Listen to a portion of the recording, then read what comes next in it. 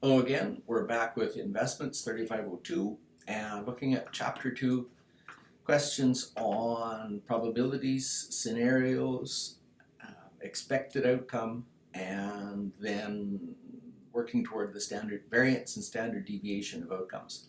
So getting their screen bigger, tune this in a bit. So what we're given in our text, a CFA level question, so that catches my interest right away. We're given two stocks, X and Y, in question 17, and bear market, normal market, and bull market possibilities. So I've restated the order of this: bull market, normal market, bear market, probabilities as given, and of course, totaling 1. Then in a bull market with a probability of 30%, the stock will return 15%. Normal market with a probability of 50%, the stock will go up by 18%, etc. Okay, so our first step in this is going to be calculating our expected returns. So quite simple, 0.3 times 0.5, 50%, 15% expected return in that scenario, 0.5 times 0.18, so 9% in that scenario, and 0.2 times 0.2 minus 4% loss in that scenario. Okay, so that's fairly simple. That's our expected returns. Now the sum of this, I can still work with 0.04 loss, add 0.09, add 0.15. We have 0.20 expected return. Fine with that. Now that's very, very practical for us because our next steps are going to be looking at variance in the scenario. Okay, so in this case, a 50% return with 20% expected return, 0.5 minus 0.2 is 0.30.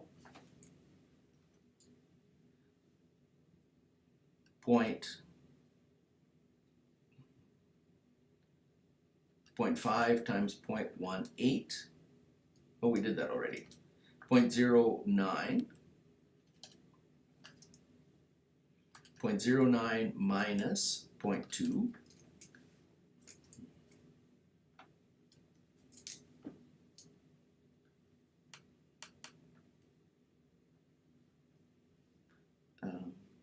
they're going in the wrong direction. 0.18 minus 0.2 is minus 0.02, and 0.2 minus 0.2 is minus 0.40.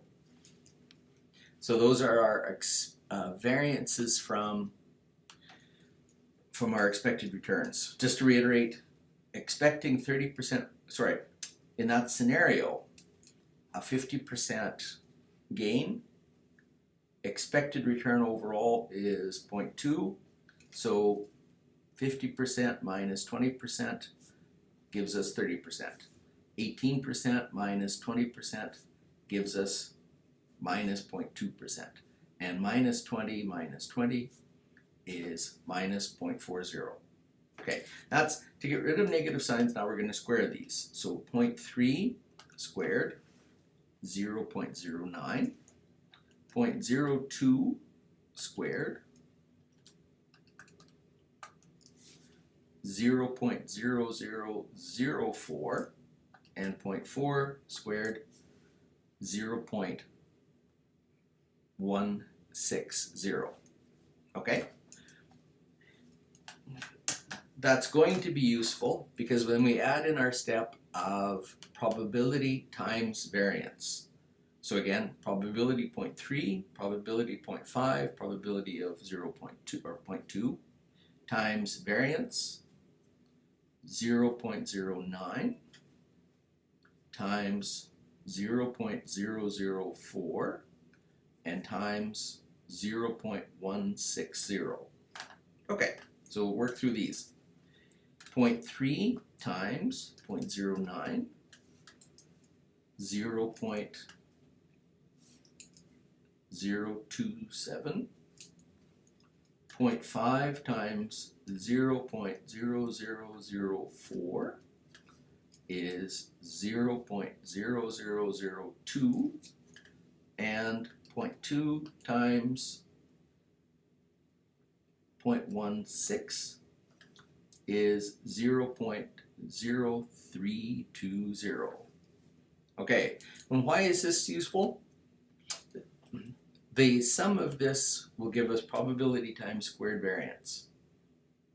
So leaving in, I can still work with 0.32 plus 0.0002 plus 0.027 gives me a total summation here 0.0592. This is our variance or standard deviation squared. So now I want the square root, and I've still got it here, so square root is 0.2433. So concluding this, our whole exercise, this is my expected return. Expected return on the portfolio, or for stock X more correctly, is 0.20 or 20%, and my standard deviation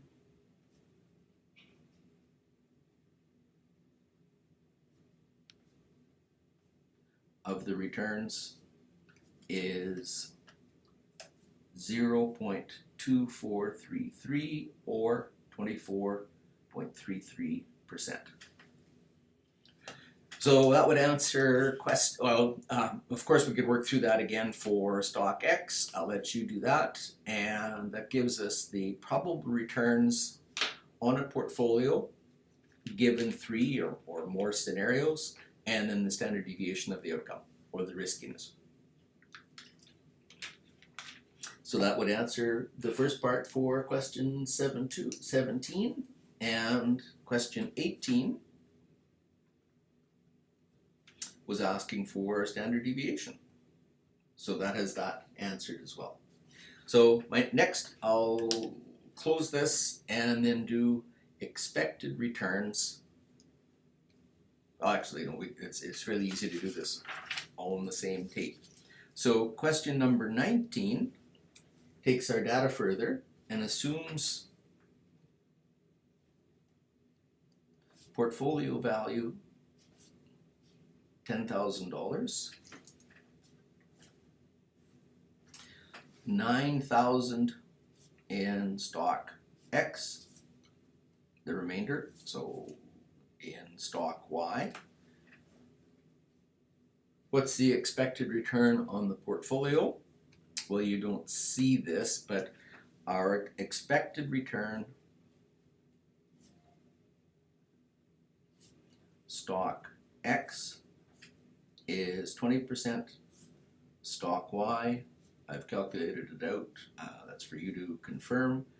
For stock Y, the expected return is 10%. So our portfolio is the summation expected return on the portfolio, that's an R, is going to be then 0.9 times 0.20 plus 0.1 times 0.10, or weight of X times expected return for X plus weight of Y plus expected return on Y. Much like you saw in 2701, building weighted average cost of capital. So calculating this through 0.9 times 0.2 is 0.18, 0.1 times 0.1, 0.01, 0.19, or 19% is the expected return on the portfolio. So it finishes questions 17, 18, and 19 altogether. Our steps, if you remember, given a potential market outcome, given the probabilities and expected returns in the possible or probable scenario, we calculate the expected return, 15%. Expected return in a normal market, 9%. Expected return in a bear market, minus 4%. The sum of these is 20%. Next step. Our expected return under one probability minus the total gives us variance of 0.30. 18% minus 20%, variance of minus 2%. Minus 20% minus another 20% is minus 40%. Squared variance, 0.3 squared, is 0.09, minus 0.02 squared, 0.00.